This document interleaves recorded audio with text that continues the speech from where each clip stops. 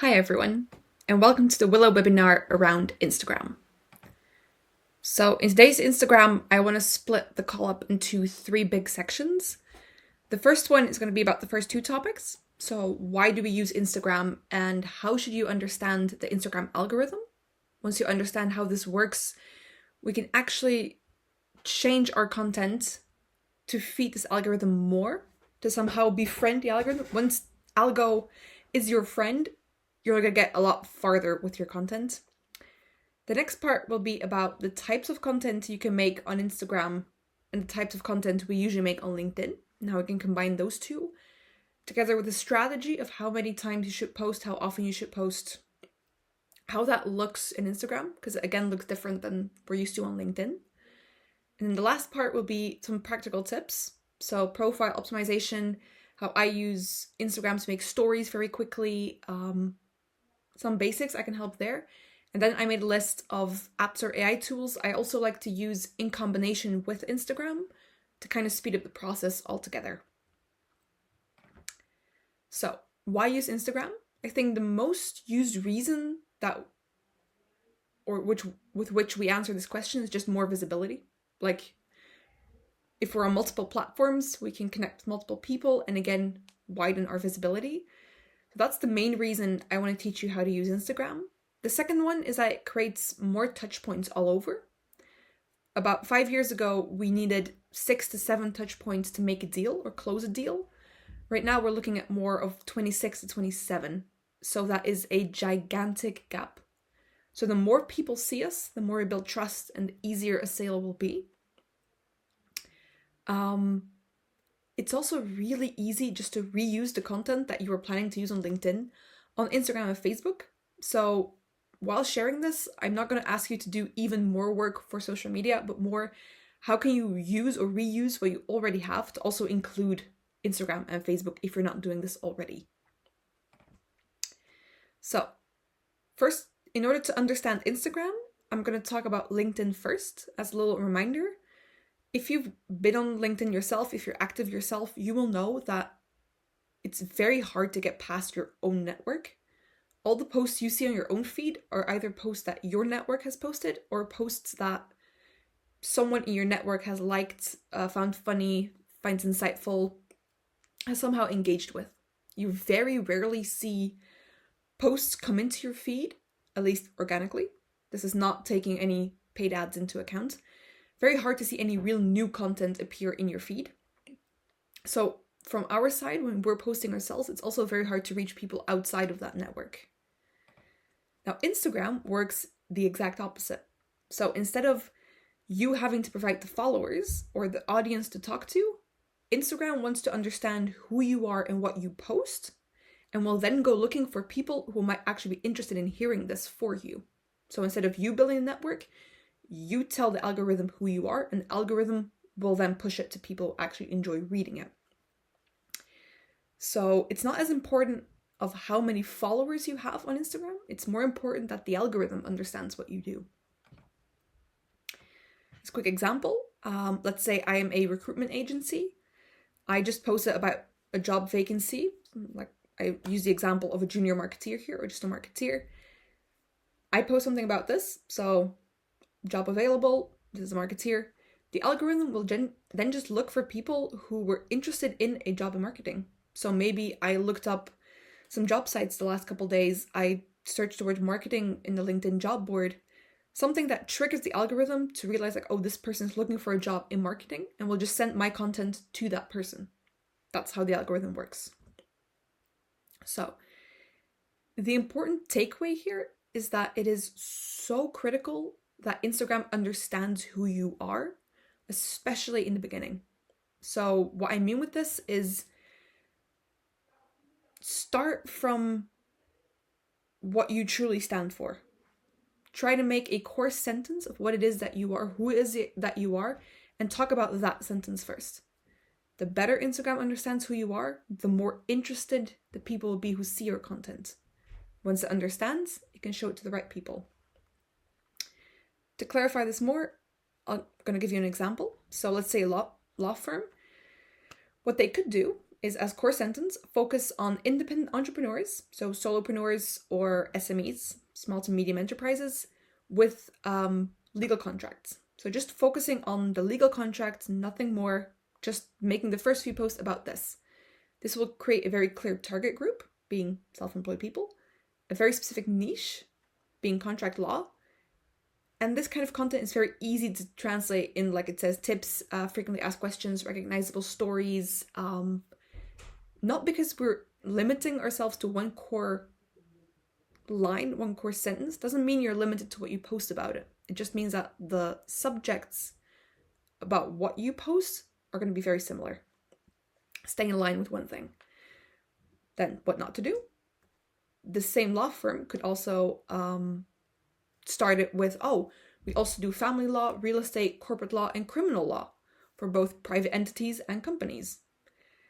It's nice to know that you do all these things, but they rarely target the same person. So unless I committed a murder, I am not going to need both family law and maybe criminal law at the same time.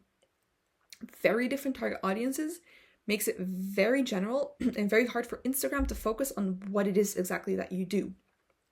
If it can't find what you do, you can't send it to the right people either.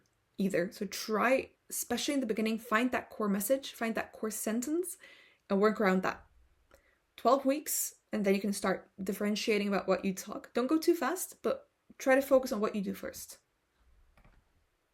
Then, the types of content that Instagram provides. Now, there are 100 kinds of content you could make through the app. There are features that probably half of us don't even know about.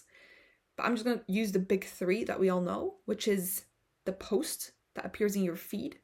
And when I talk about feed in this part, I mean when you press the home button, what you then see when you're doom scrolling. So not what appears on your profile, but just the feed that you're scrolling through. A reel, the video format. This also appears on the feed. So if you're doom scrolling on your feed itself, you will see this. Or if you click the reel button down below, you will also find a reel. And then the story, the big logos on top that just disappear after 24 hours. The reason I'm using these three is just to show you the difference that if you post a reel, it will appear in two places at once. You will see it in your feed and in your reels at the same time, doubling the chance that someone might see it, which is why Instagram Reels work so well. Plus, they're super engaging because they're videos. Anyways, so when I mean with what kind of content should you post, I'm talking about, should I only post the fun stuff on Instagram? My answer, no, you should not. What should you post? Everything. The goal when posting on Instagram, same as with LinkedIn, is finding that core message and then sending that core, or talking about that core message from all different angles and all different sides that you can think of. So post both the educational and non-educational content. Don't just post the fun selfies. I know when looking at the post itself, it's very tempting to just post the fun stuff because that gets engagement, that gets people going. And educational content does less well, usually. And I know this is true. But think about if someone completely new, never heard of you before, saw a post in their feed and decides to click on your profile. What then happens is that they find a profile with only like funny pictures. So imagine you're a lawyer and all you see on that lawyer's profile is pictures of him drinking with a team, like with a beer or with a glass of wine. You're going to think like, oh, it's very fun that the person enjoys to drink, but this is not who I would ask to actually solve my legal problem. Whereas if he posted a picture of, let's say, the team building, but also 3 or 4 posts explaining how his process works or his vision on a certain new law, that's a whole different story. So try to approach that core message from all sides with all kinds of content. Don't just limit yourself to the fun stuff. Then comes the $1 million question. What about these hashtags? Hashtags on Instagram have a completely different function as to those on LinkedIn. In Instagram, no one actually uses them to filter anymore. No one actually types hashtag something to find different accounts. The hashtag is no longer needed for the search. If you do hashtag marketing or marketing, you're both going to find results.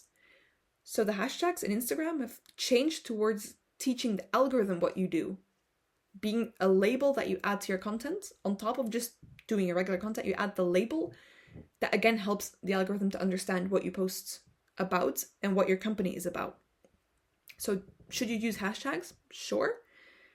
But try to keep this in mind. So what I mean with this is find 4 or 5 hashtags that fit with you as a person or a company, and then 1 or 2 branded hashtags. With branded hashtags, I mean like hashtag Willow, hashtag marketing for non-marketeers, something or a saying that you have. Those are branded hashtags. And with more regular hashtags, I mean hashtag marketing, hashtag coaching, hashtag webinar, for example, the big, slightly broader ones. And then brand ones either have your name in them or a saying or slogan that you use all the time.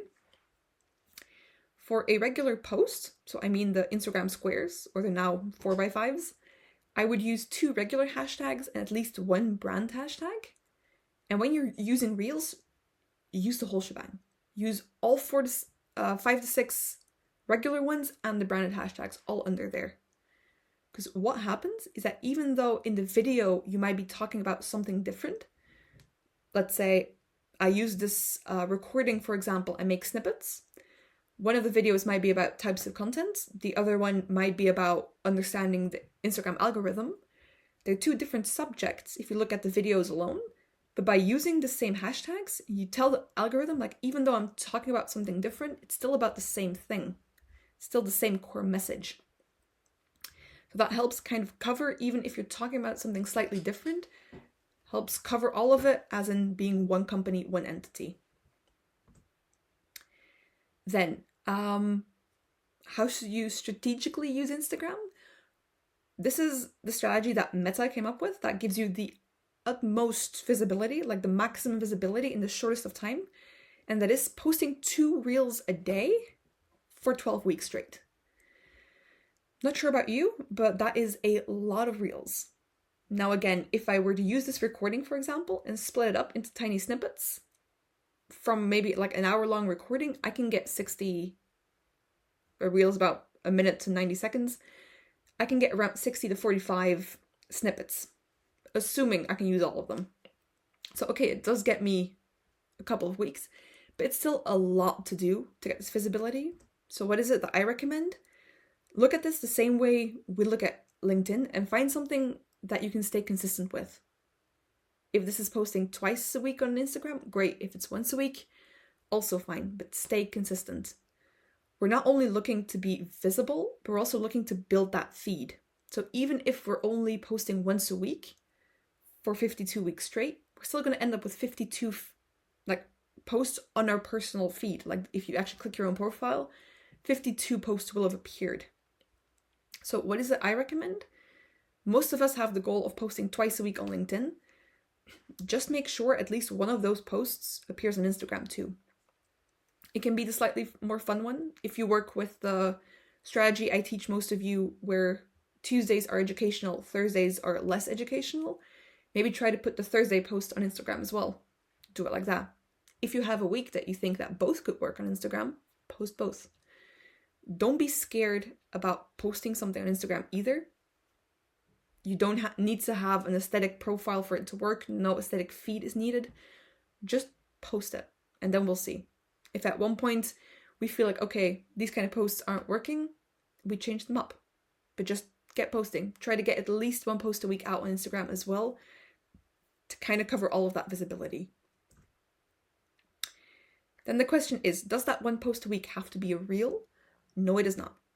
It can also be just a regular post, a regular square post. But like I said in the previous slide, a reel appears on both the feed and the reels section. So by posting a reel, there's a bigger chance of it being seen, and it's being seen in 2 places at once. So it definitely increases the chances of it performing better.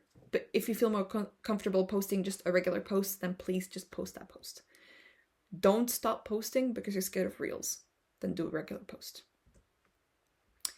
And then what about the stories? So I left the stories till the very end, didn't talk about them too much yet, because a story disappears after 24 hours. So I like to use stories to either draw attention to the fact that we have a new post or a new reel, or to share a fun selfie. And with fun selfie, I mean if we're at an event or something, setting up our booth, take a selfie, tag the company, and just post it. It's much quicker to do this than go through Willow, which is why we haven't added this feature yet. But feel free to share fun stuff on there too. It disappears after 24 hours. So any post that you think isn't decent enough to be on there long term, do it as like a story. It's a fun way to do it. Make use of the stories. Like, don't hold back using stories, but don't just do only stories. That's why I kept it for last. Post things and use your stories to promote the posts, or post something fun that should not be in the feed full time, but don't just use stories. Stories do disappear, and if you keep putting effort into only doing stories, there is nothing that's being built in the feed itself. So a completely fresh lead will still not be able to find any good post on the feed itself. So for this last part, I combined some practical tips that I started using myself. I've used Instagram for a while. These are things I like to do that definitely help me and that could help you too. First part is profile optimization. So I'm just going to go through the first half of what your profile looks like. So just from the top here, from where actually your tag starts all the way down to highlights. That's all I'm going to talk about here. But there's so much you could change to actually improve the way your profile works that it's worth going through. So logically, the first step is make sure your profile picture aligns with the logos you use on other platforms. If people type in Willow, they have to find it easily through the picture. It's much easier to identify someone through that picture than it is through their name. So make sure those line up across all your platforms. Add a tagline. So Instagram allows you to write your name, which is Willow, then the vertical bar, or the pipe, which it's officially called. And then you can add some more, and it still sees it as your name. So why do we do this? Imagine if people don't type Willow in their search bar, but they type social media solution. Since Instagram considers it to be our entire name, Willow will also pop up in your search. So this is a smart way to actually also use the search engine in Instagram itself by adding a little tagline. You can just, if you type in internet how to type the pipe, you will find exactly how to do this. Mac, it's shift and the backward slash, or the backslash. In Azerty, it's usually a combination on the screen. Since I only have QWERTY, I've not tested this, so feel free to reach out if it doesn't work. Next is your niche description, or niche tag. It's the product/service that we have. It comes in all shapes and sizes. You can also use this to help the algorithm understand what you are through an extra tag. I'm going to come back to this in just a second, because the next part is our 4 lines of our bio. Use as much of these 4 lines as possible. I think it's like 150 characters or something. In total, use as many of those as you can. Feel free to just shoot your link into ChatGPT and ask, hey Chatty, this is my company. Can you please summarize this into like the bio lines for my Instagram to get a couple of really good taglines? But the more people understand who you are by coming to your profile, the better. Again, fresh lead, clicks on your profile. If this top part of your bio doesn't explain what you do, they would have to start scrolling through all the posts. And imagine you only have 3 posts or something, it might not be enough to actually pull them in. So optimize these as best as you can.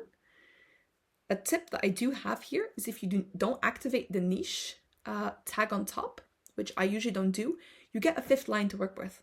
So if you think that that 5th line of extra information is more valuable than the niche tag, then please use that. The tag helps the algorithm, but it doesn't make a difference if you're just a reader or a user visiting the profile. So feel free to pick. You can test both, like have one up for a couple months, then use the other for a couple months, see if there's a difference. It's up to you. I prefer to use the 5 lines, but the tag works great in some cases too. Then the links. So you can add a couple links to your bio. Whenever you see mentioned, oh, use link in bio or see info in bio, this is what they mean. It's that one link there. You can add every important link you have, from websites to registration forms, newsletters, anything you need a link for. But my big tip here is if you have more than 5 links, which is all Instagram allows, is make a link tree. Even if you have less than 5, I would also say make a link tree. I'll come back to Linktree in a second, but Linktree is basically just an external website that allows you to put even more links there in a very aesthetically pleasing way, very easy to digest list of all your important links, it will show up as only one link on Instagram, which you can see here, linktree/below. But then once you click the link, you will find an entire overview of everything else you have listed. The highlights, make sure to save fun stories as highlights. It's a fun way to actually give a bit of an overview of those posts those pictures that aren't just good enough to post in the feed, but you'd still like to keep. Put them there. Maybe you took specific pictures in an event you're planning to do again, or a really big event you do only once in a while. Put all the stories you make there so people can still look through them afterwards. A tip here is that you can use Canva to actually make highlight covers, so that every cover has the same icon or something very similar. You can even spell out words. So I could make 6 different highlights here and just spell out the word willow by making every cover a different letter. The one thing I have to remind you of here is that in order to add something to a highlight, it has to be a story first. Now, while doing it, it's not a problem. So if you post a story, you like it, add it to a highlight, that's fine. But if you don't have any highlights yet, don't just go posting 48 stories, for example, just to add everything to a highlight. Take your time doing this. Don't just bomb everything in stories at once, because then you're going to have like 48 stories in 24 hours. Leave some time in between. Post them in chunks. It's a bit of work to get going, but just split them up. Don't worry, it will be fine. Just don't go over posting on the stories. I know it's fun, but please don't do this.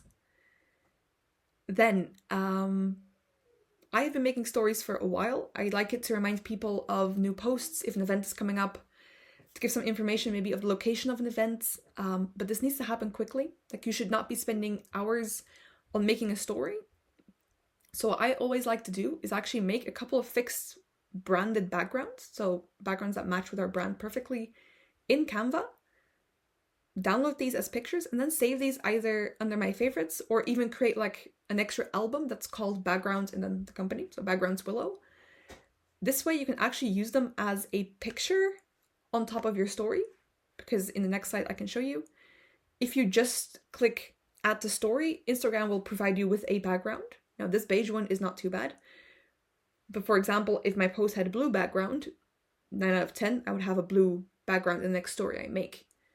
What I want to do is have the same background for everything, so that if people scroll through, even if I post a different post, they're going to recognize the background, and it gives extra branding without too much effort. So how do we do that? Is instead of just randomly sharing this one, so it's still the same steps, you still just click share and then add the story.